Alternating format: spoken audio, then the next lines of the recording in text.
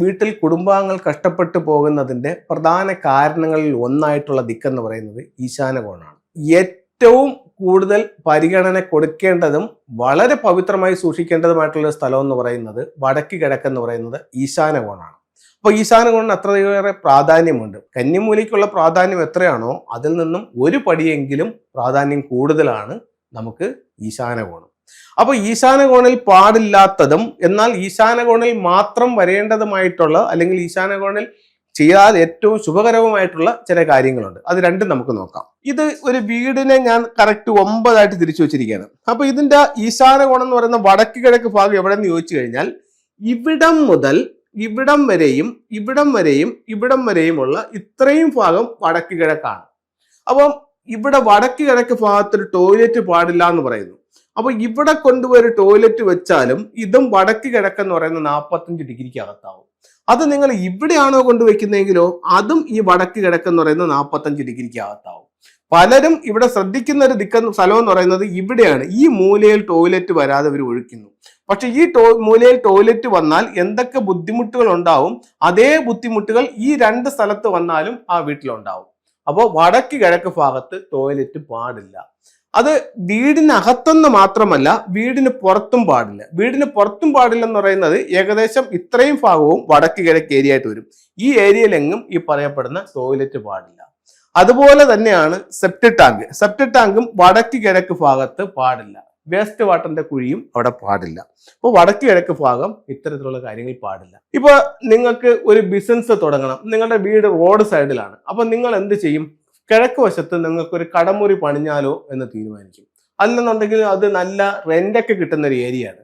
അപ്പൊ അങ്ങനെയാണെങ്കിൽ 3ഓ 4ഓ നിലയുള്ള ഒരു ഫ്ലാറ്റ് ഇവിടെ പണിഞ്ഞ് നമുക്ക് റെന്റിന് കൊടുത്താലോ എന്ന് തീരുമാനിക്കും. എന്നിട്ട് നിങ്ങൾ എന്ത് ചെയ്യും?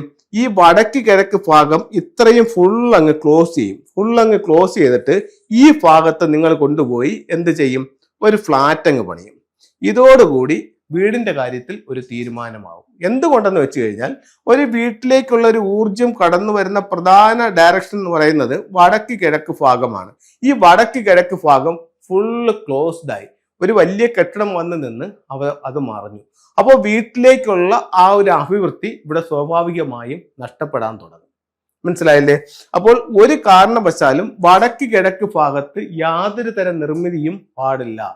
പഴയ വീടുകളിൽ എന്ന് പറഞ്ഞു കഴിഞ്ഞാൽ നമുക്കൊരു 25 വർഷമൊക്കെ മുമ്പുള്ള, ഒരു പക്ഷേ 30 വർഷമൊക്കെ മുമ്പുള്ള വീടുകളിൽ നിങ്ങൾ ശ്രദ്ധിച്ചു നോക്കിയാൽ അറിയാം. അത്തരത്തിലുള്ള വീടുകൾ ഇന്നും ഉണ്ട്.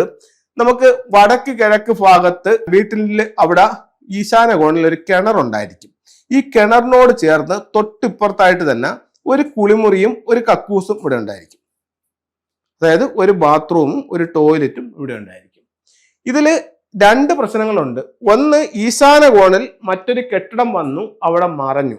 2, ഇതിൽ ടോയ്ലറ്റും വന്നു. അപ്പം ഇത്തരം കാര്യങ്ങളൊന്നും ഈശാന കോണിൽ പാടില്ല.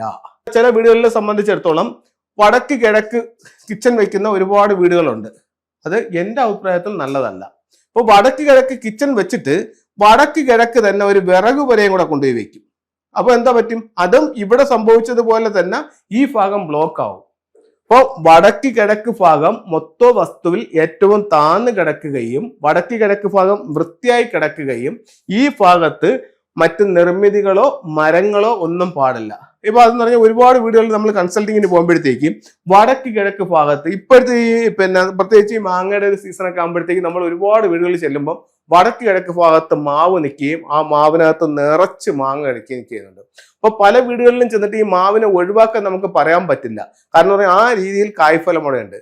നിങ്ങൾ വടക്ക് കിഴക്ക് ഭാഗത്ത് എന്ത് ഫലവൃക്ഷം നട്ടാലും നല്ല രീതിയിൽ അത് വളർന്നു വരികയും നല്ല കായ്ഫലം കിട്ടുകയും ചെയ്യും.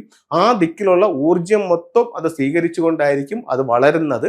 നമുക്കതിനെ വെട്ടാൻ പോലും മനസ്സ് വരില്ല. പക്ഷെ നമ്മളുടെ വീട്ടിലേക്ക് കിട്ടേണ്ട ആ ഒരു എനർജിയാണ് നമുക്കവിടെ സ്വാഭാവികമായും നഷ്ടപ്പെട്ടുകൊണ്ടിരിക്കുന്നത്. അതുകൊണ്ട് വടക്ക് കിഴക്ക് ഭാഗത്ത് യാതൊരു തരത്തിലുള്ള നിർമ്മിതികളോ ചെടികളോ മരങ്ങളോ പാടില്ല.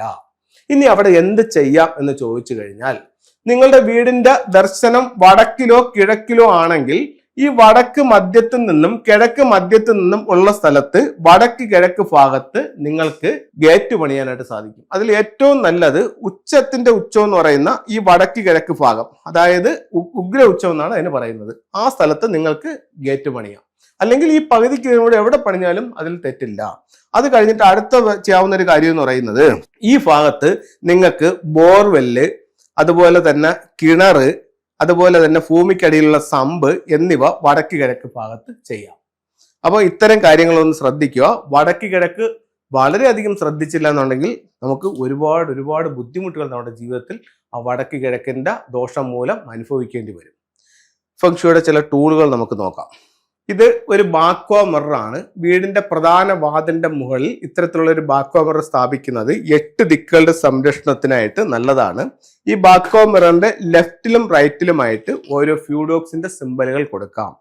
അടുത്ത, വീട്ടിലേക്ക് കടന്നു വരുന്ന നെഗറ്റീവ് എനർജികളിൽ നിന്നും വീടിനെ പ്രൊട്ടക്ട് ചെയ്യാനായിട്ട് വീടിന്റെ സ്വീകരണ മുറിയിൽ പ്രധാന വാതിലിന് ഓപ്പോസിറ്റ് ആയിട്ട് ഏത് ദിക്കായാലും നിങ്ങൾക്ക് ഇത്തരത്തിലുള്ള ഒരു ക്വാൻ കിങ് എന്ന് പറയുന്ന സ്റ്റാച്ചു അവിടെ സ്ഥാപിക്കാവുന്നതാണ്. നിങ്ങളുടെ ജീവിതത്തിൽ പേരും പ്രസിദ്ധിയും വിജയങ്ങളും ഉണ്ടാവാൻ വേണ്ടിയിട്ട് നിങ്ങളുടെ വീടിന്റെ സൗത്ത് ഡയറക്ഷനിൽ ഇത്തരത്തിലുള്ള ഒരു വിക്ടറി ഹോഴ്സിന്റെ സ്റ്റാച്ചു വെക്കാവുന്നതാണ്.